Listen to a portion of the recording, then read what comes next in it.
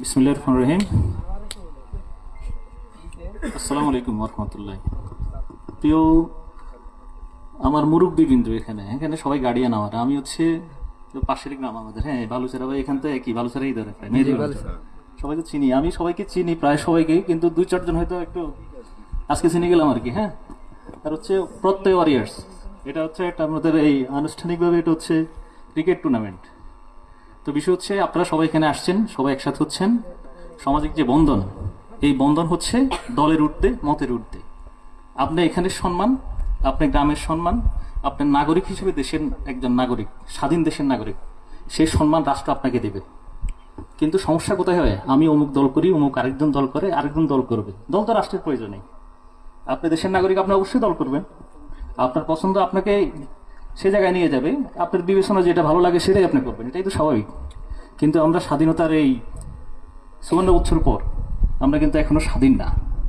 আমাদের কিন্তু পরশ্রীকাতরতা আছে, আমাদের ভিতরে কিন্তু হিংসা, বিদ্বেষ, হীনমন্যতা, এগুলো হচ্ছে আমাদের নিজেদের। সমাজ যদি ঠিক থাকে তাহলে সেটা রাষ্ট্র প্রকারান্তরে রাষ্ট্রীয় সংসদে নিতে আসে। সমাজ হচ্ছে বড় জিনিস। এখানে যার যার মত, যার যার পথ, যার যার বক্তব্য, যার যার অবস্থান সে বলবে, খুব স্বাভাবিক বিষয়। কিন্তু এই খেলার মাধ্যমে আপনি যেখানে আসছেন, এটা হচ্ছে একটা বন্ধন তৈরি হচ্ছে, বন্ডিং তৈরি হচ্ছে, সবাই সবাইকে চিনলো, কাছ থেকে জানলো, একসাথে বসার সুযোগ হয়েছে। এগুলো যত বেশি হবে ততই ধরেন আমাদের ভিতরে সম্মান বাড়বে। আবার আপনি যারা জুনিয়র তাদেরকে স্নেহ করতে হবে। একজন যদি আহত হয়, অসুস্থ হয়, পাশের বাড়ির জনকে দেখতে যাওয়া, এটা হচ্ছে সুন্নাত, হাদিসে আছে। তো সুতরাং আমি যদি একজন মুসলিম হই তাহলে আমার সেই কাজটাই করা উচিত। কিন্তু আমরা কি করতে পারছি? এটা কেন পারি না? এটা হচ্ছে আমাদের রাষ্ট্রীয় পলিসি ভুল জায়গায় আছে। এখন আমি যদি মোটার আগে বলতে যাই, সেটা হচ্ছে গত ১৭ বছরের যে রাজনীতি, সেটা হচ্ছে আমাদের প্রতিপক্ষকে গায়েল করার রাজনীতি, গুমের রাজনীতি, খুনের রাজনীতি, নাই করে ফেলার রাজনীতি। যেখানে আপনার সেনাবাহিনীর ৫৭ জন অফিসার নাই হয়ে গেছে, সেখানে কি আপনার রাষ্ট্র আছে আপনি মনে করেন?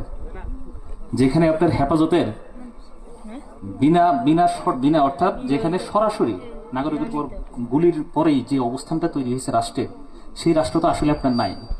মূলত আমি আপনি কেউ নিরাপদ না। এখন আপনি যদি মনে করেন যে আপনি নিরাপদ, সেটা আমি মানতে রাজি না।